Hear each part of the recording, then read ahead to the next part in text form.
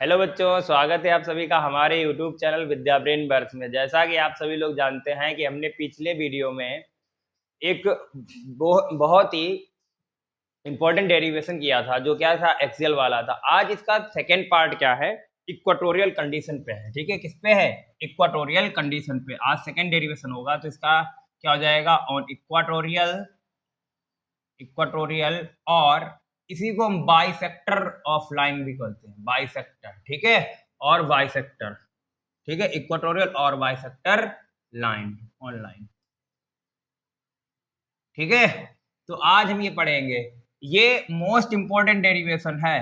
अगर आएगा तो ये कई बार ये देखा होगा, हर बार आता है बोर्ड में। ये क्या आता है? हर बार आता है। तो इसमें क्या करना है, हमें पहले एक डाइपोल बनाना है। क्या बनाना है? एक डाइपोल बनाना है। तो हमने डाइपोल आपको बनाना बताया था। क्या होता है? एक प्लस क्यू चार्ज होता है और दूसरा क्या होता है, माइनस क्यू चार्ज होता है। अच्छा, इन दोनों के बीच की डिस्टेंस कितनी होती है? तो 2a होती है। डिस्टेंस हमने आपको कितनी बताई थी? 2a बताई थी। ठीक है, अब देखिए, जो इसका एक सेंटर होगा, मिड पॉइंट होगा। मिड पॉइंट क्या है? ओ। तो यहां से यहां तक की डिस्टेंस कितनी हो जाएगी? Half distance a। और यहां से यहां तक की भी हाफ डिस्टेंस कितनी हो जाएगी? a हो जाएगी। ठीक है, डिस्टेंस कितनी हो जाएगी? a हो जाएगी। अच्छा, आप देखिए, अगर हम इस लाइन का आपको बाइसेक्टर कहें तो या इक्वाटोरियल लाइन कौन सी हो जाएगी? जो इसका मिड पॉइंट होगा वही तो बाइसेक्टर होगा। बाइसेक्टर का मतलब क्या होता है? हाफ हाफ डिवाइड करना, किसी लाइन को हाफ हाफ डिवाइड करना। तो हाफ हाफ मिड पॉइंट ही तो होगा। तो यहां से मान लिया कि एक लाइन है और उसकी डिस्टेंस क्या है, यहां से ओ से इसकी डिस्टेंस कितनी है? आर डिस्टेंस है। कितनी डिस्टेंस है? आर डिस्टेंस है। ठीक है, कितनी डिस्टेंस है? आर डिस्टेंस है। अब समझिए, प्लस इसी पर पॉइंट पी पर हमें क्या निकालना? इलेक्ट्रिक डाइपोल मोमेंट निकालना, सॉरी इलेक्ट्रिक फील्ड इंटेंसिटी निकालना है ऑन पॉइंट पी। अब देखिए, प्लस क्यू से इसकी डिस्टेंस कितनी है, पहले हम देखते हैं। प्लस क्यू से डिस्टेंस कितनी है, फिर माइनस क्यू से भी डिस्टेंस निकालनी पड़ेगी हमें। तो माइनस क्यू से डिस्टेंस कितनी है भी देखनी है। ठीक है, माइनस क्यू से डिस्टेंस कितनी है। अब समझे, देखिए, साइड इक्वल है तो ये क्या हो जाएगा, एंगल भी इक्वल हो जाए। थीटा मान लिया एंगल, ये भी कितना है? एंगल थीटा है। ठीक है, दोनों एंगल क्या हो गए? थीटा। अब आप सभी लोग जानते हैं कि एक राइट एंगल ट्राइंगल में अगर थीटा है तो इसके सामने की साइड क्या होती है? परपेंडिकुलर होती है।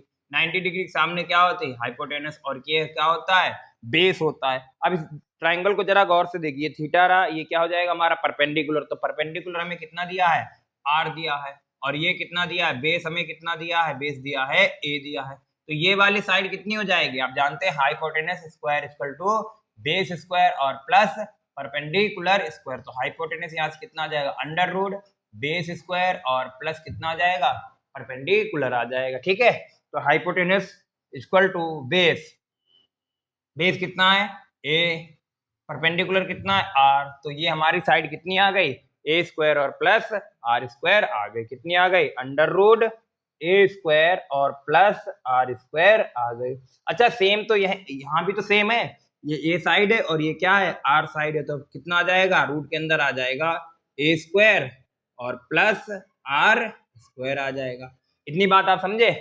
अब देखिए, हमने आपको ये भी बताया था कि प्लस क्यू की वजह से इलेक्ट्रिक फील्ड जो होगा उसकी डायमेंशन क्या होगी? दूर होगी। ठीक है, तो पॉइंट पी पर प्लस क्यू की वजह से जो इलेक्ट्रिक फील्ड इंटेंसिटी आएगी वो कैसे आएगी, आप बता सकते हैं? तो कैसे आएगी? प्लस क्यू की वजह से इलेक्ट्रिक फील्ड इंटेंसिटी जो आएगी वो ऐसे जाएगी। ठीक है, दूर जाएगी। बात समझे आप सभी लोग? और माइनस क्यू की वजह से इसकी साइड में आएगी, माइनस क्यू की वजह से इसके पास आएगी। क्या आएगी? इसके पास आएगी, इसकी तरफ आएगी। तो कैसे आएगी? ये ऐसे आएगी। ये लाइन क्या हो जाएगी? ठीक है, तो ये ऐसे आएगी। अब समझिए आप, अब आप समझिए, तो ये हो गया, हमने मान लिया ई प्लस क्यू मान सकते हैं या ई वन हम लेट कर लेंगे। और ये क्या हो जाएगी?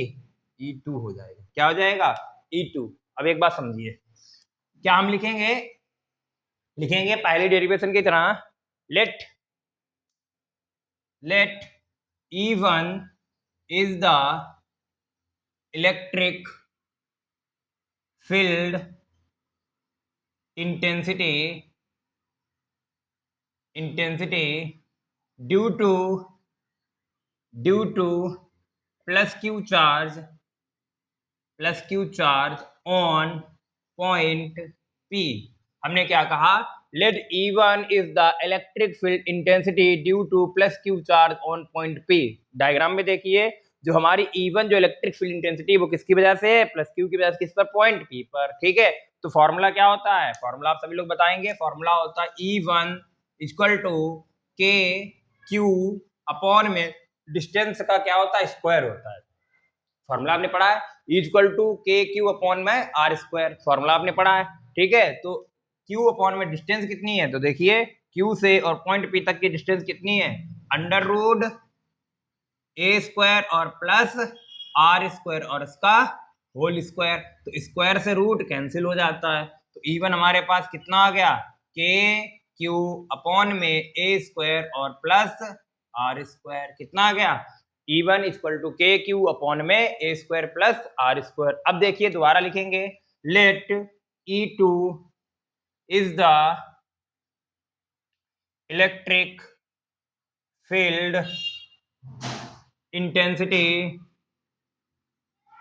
Intensity due to minus q charge on point किस पर, पॉइंट P पर।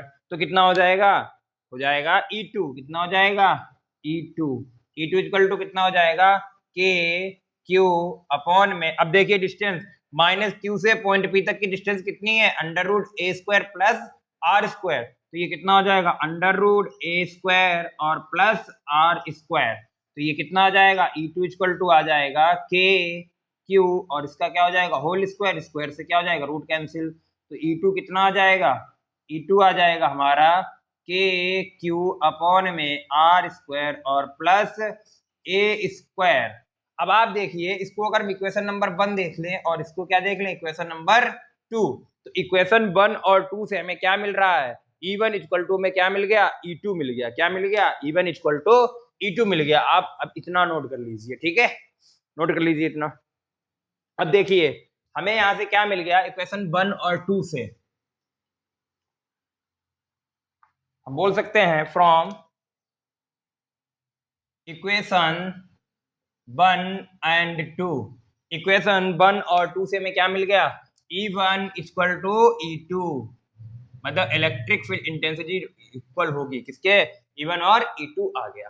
ठीक है, अब इसके बाद जो हमारा थर्ड स्टेप होता था वो क्या होता, नेट इलेक्ट्रिक फील्ड। क्या होता था, नेट इलेक्ट्रिक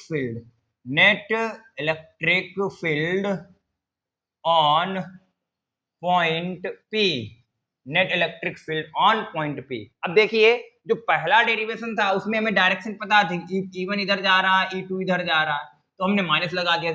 इस वाले में क्या है कि E1 इधर जा रहा है और E2 इधर जा रहा है। क्या आप रिजल्टेंट बता पाएंगे, कभी भी ऐसी पोजीशन अगर आती है, कभी भी अगर ऐसी पोजीशन आती है तो हमें यहाँ पर कंपोनेंट लेने पड़ते हैं। क्या लेने पड़ते हैं, कंपोनेंट। कैसे, समझिए, जैसे कोई एक फोर्स ये लग रहा है और कोई फोर्स ये लग रहा है, तो इसका जो रिजल्टेंट होगा वो ऐसे होगा, ये क्या हो जाएगा, रिजल्टेंट ऐसे जाएगा। ठीक है, अब यहाँ पर अगर ये थीटा है, क्या है, थीटा, तो हमेशा ध्यान रखिए जो थीटा के पास वाला कंपोनेंट होता है वो क्या होता है, थीटा के पास वाला कंपोनेंट होता है कॉस। कितना होता है, कॉस। और थीटा से ये देखिए दूर है, तो थीटा से दूर वाला कंपोनेंट क्या हो जाएगा, साइन होता है। क्या होता है, साइन होता है।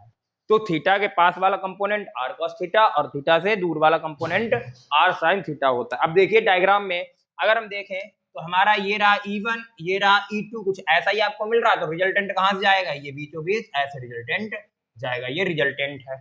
अब समझिए ये अगर थीटा है, अगर इस लाइन को हम देखें तो ये लाइन ऐसे तो गई हुई है, ऐसे, ठीक है, ऐसे लाइन, तो ये अगर ये एंगल थीटा है तो आपने पढ़ा होगा इंटीरियर एक्सटीरियर एंगल, ठीक है, अपोजिट वर्टिकल एंगल क्या होते हैं, इक्वल हो, तो ये भी थीटा हो जाएगा, तो ये भी कितना हो गया, थीटा हो गया।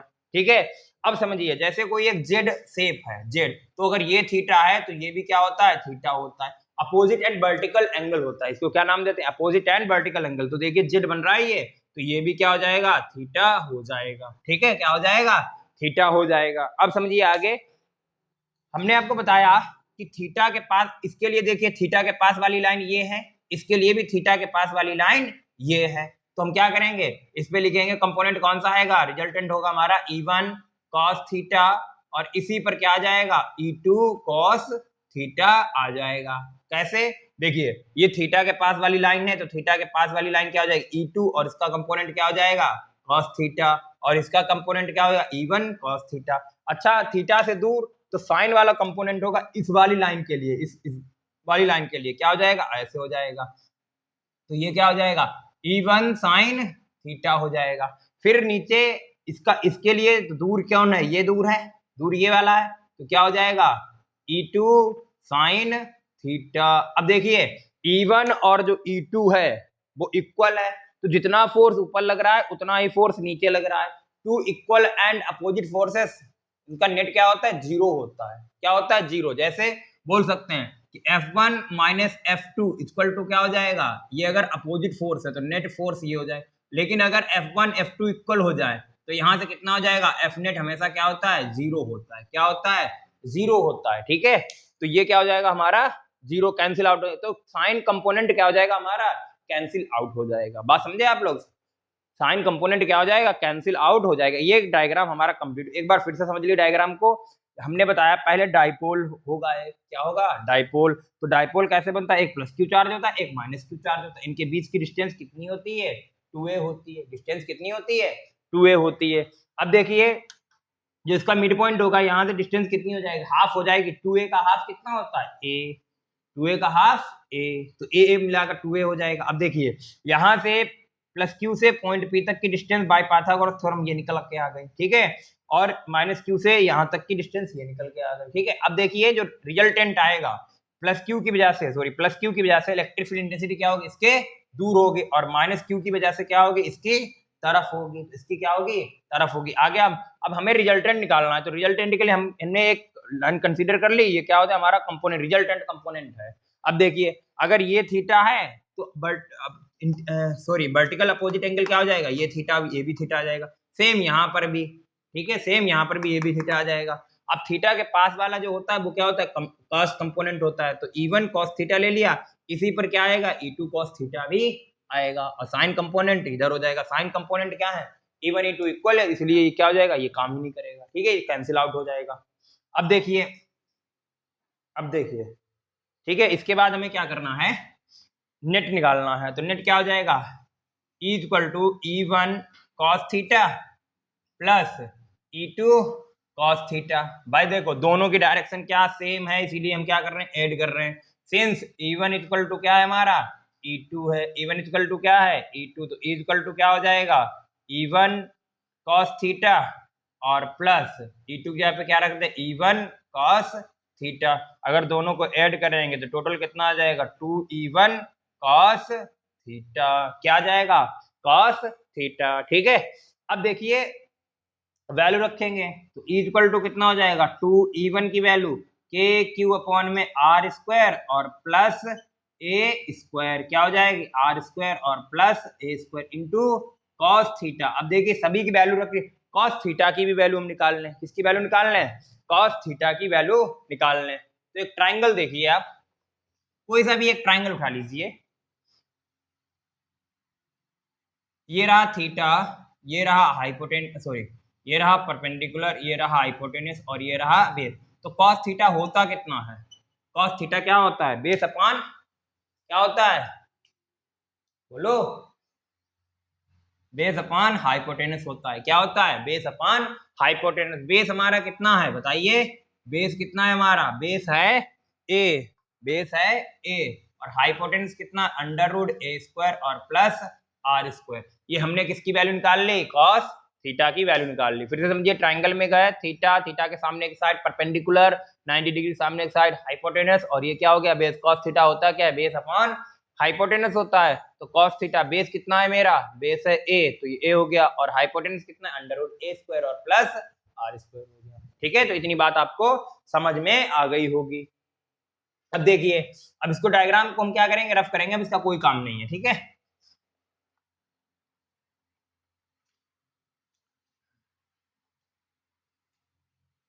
तो यहां से कितना आ जाएगा, इक्वल टू 2 मल्टीप्लाई के क्यू अपॉन में ए स्क्वायर और प्लस आर स्क्वायर, और यहां से कॉस थीटा की वैल्यू कितनी आ जाएगी, ए अपॉन में अंडर रूट ए स्क्वायर और प्लस आर स्क्वायर, ये आ जाएगी।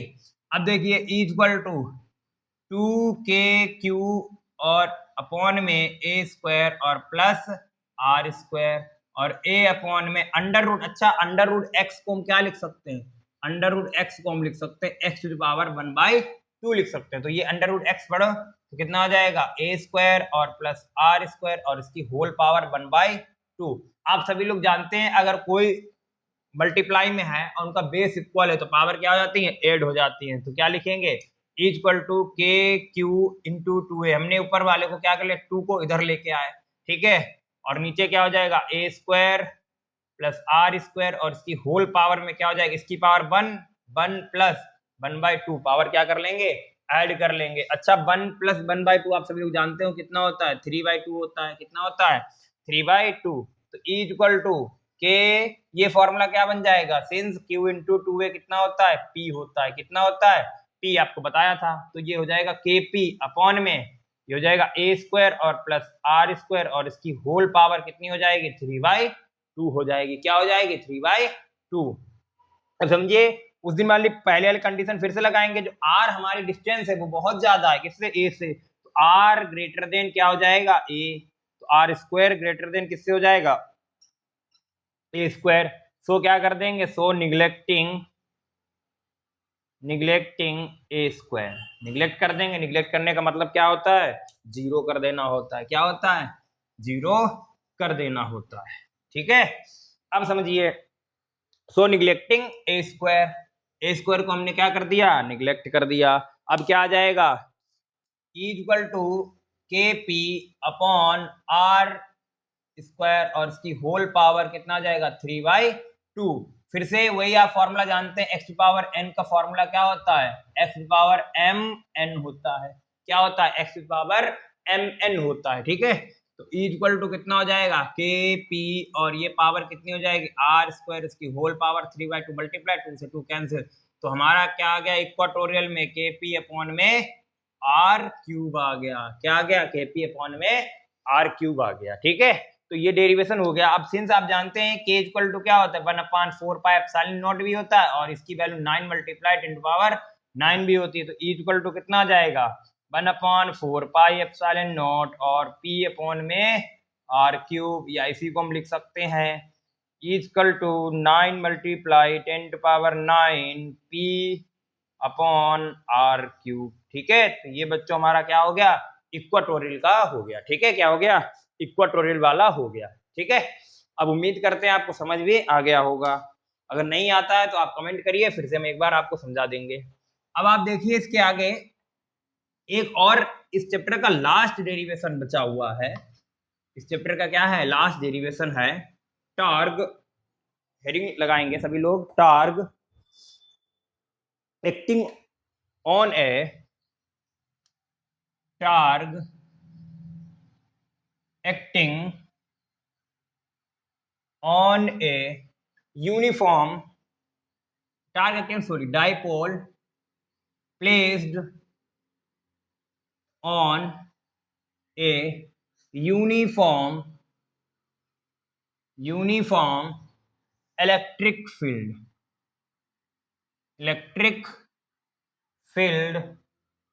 ठीक है, इन यूनिफॉर्म इलेक्ट्रिक फील्ड। तो क्या लिखा हुआ, torque acting on a dipole, dipole के ऊपर कितना टॉर्क लगेगा, ठीक है, torque placed on a uniform electric field, कहां रखा हुआ है, इन ए यूनिफॉर्म इलेक्ट्रिक फील्ड, कहां रखा हुआ है, हमारा एक डाइपोल होगा जो यूनिफॉर्म इलेक्ट्रिक फील्ड में रखा हुआ है। अच्छा एक बात समझिए, इलेक्ट्रिक फील्ड को जो शो करता है वो इलेक्ट्रिक फील्ड लाइंस होती हैं। इलेक्ट्रिक फील्ड को शो करने के लिए हम क्या कंसीडर करते हैं, इलेक्ट्रिक फील्ड लाइंस को बनाते हैं। अच्छा यूनिफॉर्म का मतलब क्या होता है, एक जैसी लाइन होनी चाहिए, ठीक है। तो यूनिफॉर्म इलेक्ट्रिक फील्ड बनाएंगे सबसे पहले, तो ये हमने बना लिया इलेक्ट्रिक फील्ड लाइंस बना ली। कंसीडर करिएगा कि इनके जो बीच की डिस्टेंस हो वो क्या हो, इक्वल हो, ऐसी हो, इक्वल हो, ठीक है। तो ये हमारा क्या हो जाएगा, इलेक्ट्रिक फील्ड लाइंस हो जाएंगे। ये रहा इलेक्ट्रिक फील्ड लाइन। अब इसमें एक हमने क्या रख दिया, डाइपोल रख दिया। तो हमने मान लिया कि ये रहा हमारा डाइपोल, क्या रहा, डाइपोल, ठीक है। और ये कितने एंगल पर रखा हुआ है, थीटा एंगल पर रखा हुआ है, ठीक है। अब डाइपोल आप सभी लोग बनाना जानते हैं। डाइपोल क्या होता है बताइए, एक तरफ प्लस क्यू होगा और दूसरी तरफ क्या हो जाएगा, माइनस क्यू हो जाएगा। अच्छा, इनके दोनों के बीच की डिस्टेंस कितनी है, 2a है, कितनी है, 2a है, समझे। अच्छा, डाइपोल की डायरेक्शन किधर होगी, माइनस से प्लस क्यू की तरफ, माइनस चार्ज से प्लस क्यू चार्ज की तरफ होगी, ठीक है। अब देखिए यहां से हमें क्या निकालना है, टॉर्क निकालना है। क्या निकालना है, टॉर्क। तो सभी लोग टॉर्क का फॉर्मूला जानते होंगे आप लोग। टॉर्क इक्वल टू क्या होता है, फोर्स और इनटू परपेंडिकुलर डिस्टेंस। परपेंडिकुलर, इसको क्या पढ़ते हैं, परपेंडिकुलर डिस्टेंस। क्या है, परपेंडिकुलर डिस्टेंस। अच्छा, परपेंडिकुलर डिस्टेंस जानते हैं, जैसे ये दो पैरेलल लाइन है, ये दो पैरेलल लाइन है, तो इनके बीच में कोई एक लाइन, ऐसी लाइन, ये क्या कहलाएगी, परपेंडिकुलर डिस्टेंस कहलाती है हमारी। क्या कहलाती है, परपेंडिकुलर डिस्टेंस कहलाती है। अब देखिए, तो टॉर्क को हम टाउ से डिनोट करते हैं। क्या डिनोट करते हैं, टाउ। अब देखिए, इस पर लगने वाला जो फोर्स होगा प्लस क्यू की वजह से, इस पर लगने वाला जो फोर्स होगा प्लस क्यू की वजह से, हमने बताया था वो इलेक्ट्रिक फील्ड डायरेक्शन की तरफ लगेगा, ठीक है। ये लगेगा तो क्या लगेगा, इधर लगेगा electric field force E Q, कितना लगता है, ई क्यू लगता है। अच्छा, माइनस की वजह से इधर लगेगा, माइनस की वजह से किधर लगेगा, इधर लगेगा, तो ई क्यू। अब देखिए, जितना फोर्स इधर लग रहा है उतना ही फोर्स इधर लग रहा है। ये मार्कर मान लीजिए डाइपोल है, तो जितना फोर्स हम इधर लगाएं घुमाने में उतना ही फोर्स इधर लगाएं, तो मार्कर क्या हो जाएगा, बीच में ही रहेगा, ठीक है। तो मतलब कि रोटेशन नहीं हो पाएगा। अब समझिए, परपेंडिकुलर क्या डिस्टेंस है, अगर हम इस क्यू से और एक लाइन ऐसे परपेंडिकुलर ड्रॉ कर दे तो ये हमारी क्या हो जाएगी, परपेंडिकुलर डिस्टेंस होगी। अब हमें नहीं पता तो हमने क्या कंसीडर कर लिया कि ये एच होगी, क्या होगी, एच होगी, ठीक है। ये क्या होगी, एच लाइन होगी। अब समझिए, ये थीटा है, ठीक है। तो फोर्स कितना लग रहा है, फोर्स लग रहा है ई क्यू, फोर्स कितना लग रहा है, ई क्यू, और परपेंडिकुलर डिस्टेंस क्या है, एच। अब हमारा जो मतलब है, हमें एच निकालना है। क्या निकालना है, एच। अब देखिए एच निकलेगा कैसे, हमें दो ही साइड मालूम है, ये थीटा है तो थीटा के सामने की साइड परपेंडिकुलर है, ये 90 डिग्री है, तो 90 डिग्री सामने की साइड क्या होती है, हाइपोटेनस होती है। ऐसा कौन सा रेशियो है, ऐसा कौन सा रेशियो है जिसमें परपेंडिकुलर और हाइपोटेनस दिया हो, तो आप कह सकते हैं कि साइन, तो क्या हो जाएगा, साइन थीटा। अगर यहां से निकाल लें, क्या निकाल लें, साइन थीटा, तो साइन थीटा क्या होता है, परपेंडिकुलर अपॉन में हाइपोटेनस होता है। क्या होता है, परपेंडिकुलर अपॉन में हाइपोटेनस होता है। तो परपेंडिकुलर कितना है साइन थीटा, परपेंडिकुलर है एच, और हाइपोटेनस कितना है, हाइपोटेनस है 2a। तो यहां से h की वैल्यू निकाल सकते हैं हम, h इक्वल टू क्या हो जाएगा, 2a साइन थीटा हो जाएगा। क्या हो जाएगा, h equal to 2a sine theta हो जाएगा। तो टॉर्क इक्वल टू क्या हो जाएगा, ई क्यू, और h की वैल्यू क्या है, 2a साइन थीटा, क्या हो जाएगा, साइन थीटा। तो टॉर्क इक्वल टू क्या हो जाएगा, देखिए Q into 2a, Q into 2a, ये क्या बन गया फॉर्मूला, क्या लिख लेंगे, since P equal to Q into 2a, कितना होता है, Q इंटू 2a होता है, ठीक है। तो ई क्यू कितना, ई क्यू इंटू क्या हो जाएगा, P, ये P हो गया, ये हो गया E, और ये क्या हो गया, साइन थीटा, क्या हो गया, साइन थीटा। तो ये हमारा क्या है, torque acting on A electric dipole, ठीक है, placed in a uniform electric field. Torque हमने निकाल लिया। अब देखिए यहां से एक चीज आपसे पूछी गई थी कि थीटा क्या लिखेंगे, वेयर लिख लेंगे यहीं पे, where theta is the angle between electric field, between dipole movement and electric field intensity तो ये एक बार एमसीक्यू में आपसे पूछा गया था, ठीक है। क्या पूछा गया था, थीटा क्या है, तो थीटा हमारा एंगल है। देखिए टॉर्क इसमें क्या, डाइपोल मूवमेंट और इसके बीच में इलेक्ट्रिक फील्ड इंटेंसिटी के बीच में क्या हमारा एंगल, थीटा है, ठीक है। अब देखिए इसको हम वेक्टर फॉर्म में कैसे लिख सकते हैं, टॉर्क को हम क्या लिख सकते हैं, वेक्टर फॉर्म में। तो लिखेंगे टॉर्क वेक्टर फॉर्म में कैसे लिखेंगे, P क्रॉस E लिखेंगे। क्या लिखेंगे, P क्रॉस E। रीजन क्या है इसके लिखने का मतलब समझिए आप, रीजन क्या है, रीजन है रीजन है कि ए बी साइन थीटा को हम लिख सकते हैं वेक्टर प्रोडक्ट में ए क्रॉस बी लिख सकते हैं। क्या लिख सकते हैं? ए क्रॉस बी। अब देखिए ए बी साइन थीटा, तो ये हो जाएगा ए क्रॉस बी। अच्छा, कभी कभी क्या होता है, जैसे हम बोलते हैं कि ए बी साइन थीटा को क्या हम बी क्रॉस ए लिख सकते हैं। जैसे आपसे पूछेगा कि बताइए कि कौन सा टार्क का वेक्टर फॉर्म है, वेक्टर फॉर्म है, तो इसमें क्या पहले ई पी भी दे सकता है, पी ई दे देगा, डॉट लगा देगा, कॉस के साथ लगा देगा, ठीक है। तो ये अगर ई पी आ जाए तो बी ए लिख सकते हो, लेकिन किसके साथ? माइनस के साथ लिख सकते हो, ठीक है। तो हमेशा इलेक्ट्रिक फील्ड इंटेंसिटी होगी वो बाद में ही आएगी, इलेक्ट्रिक फील्ड इंटेंसिटी क्या आएगी? बाद में ही आएगी, ठीक है। तो ये तो रहा हमारा टार्क। अब इसके कुछ स्पेशल केसेस हैं। क्या है स्पेशल केसेस? स्पेशल केस क्या है?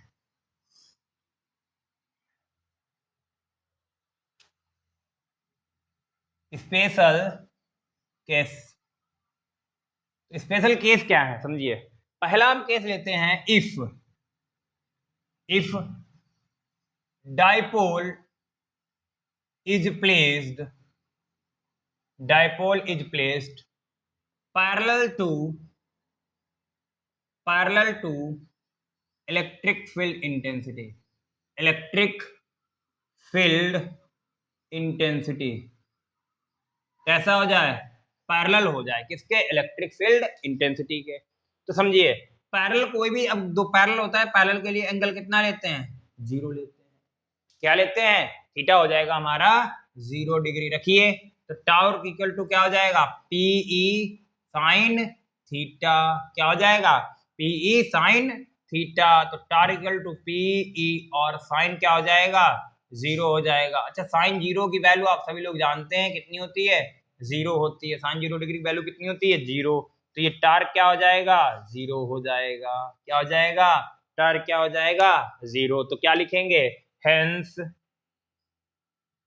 If dipole is placed placed parallel to electric field intensity then target acting on it will be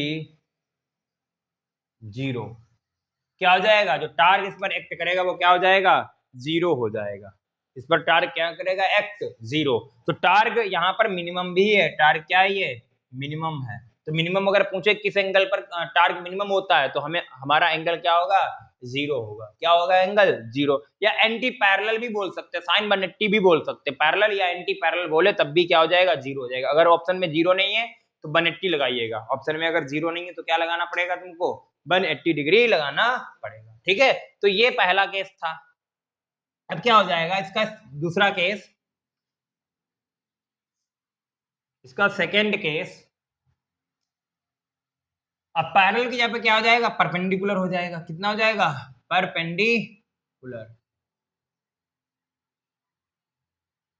perpendicular to electric field intensity. ये हमारा क्या है? केस नंबर दूसरा है। मतलब इसका क्या है कि इलेक्ट्रिक फील्ड ऐसे लाइन होंगी और हमारा जो डाइपोल होगा वो कैसा होगा? ऐसे रखा होगा, ठीक है।